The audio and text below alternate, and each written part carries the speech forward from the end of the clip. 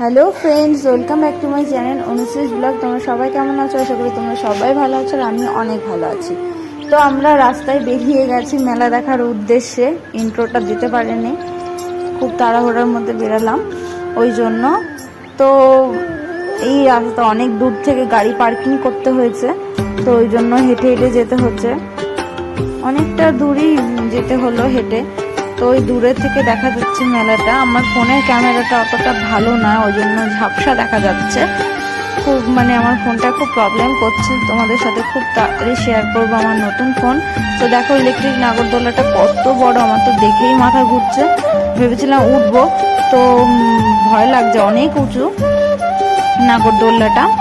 তো তারপরে আমরা তো প্রথমে মেলা দেখতে যাইনি, আমরা প্রথমে গেছিলাম ঠাকুর দর্শন করতে। আর মন্দিরটা দেখো খুব সুন্দর, অনেক ভিড় অনেক ভিড়। তো এদিকে তো গাড়ি টাড়ি, আর এদিকে অর্কেস্ট্রার ফাংশন হবে, আমরা যেদিন হবে সেদিনকে যাব।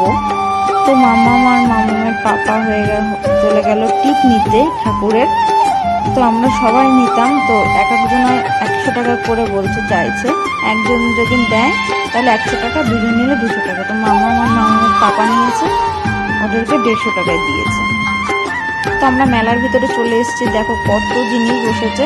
আর আমি তোমাদেরকে পুরোটা ঘুরে দেখিয়ে দিলাম যে কত জিনিস বসেছে, খুব সুন্দর লাগছে। আর মামাম করছে একবার ওর কোলে একবার এর কোলে।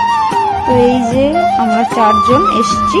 আর ফার্স্ট টাইম আমার মামামকে গাড়িতে বসালাম, ও খুব ভয় পাচ্ছিল, খুব কান্না করছিল, কারণ মেয়ে ফার্স্ট টাইম বসেছে, অত তো বুদ্ধি হয়নি, ওই জন্য খুব কান্না করছিল। তারপরে ওকে ভাগিয়ে রেখে দিয়ে আমরা চলে গেলাম ব্রেক ড্যান্সে চাপার উদ্দেশ্যে।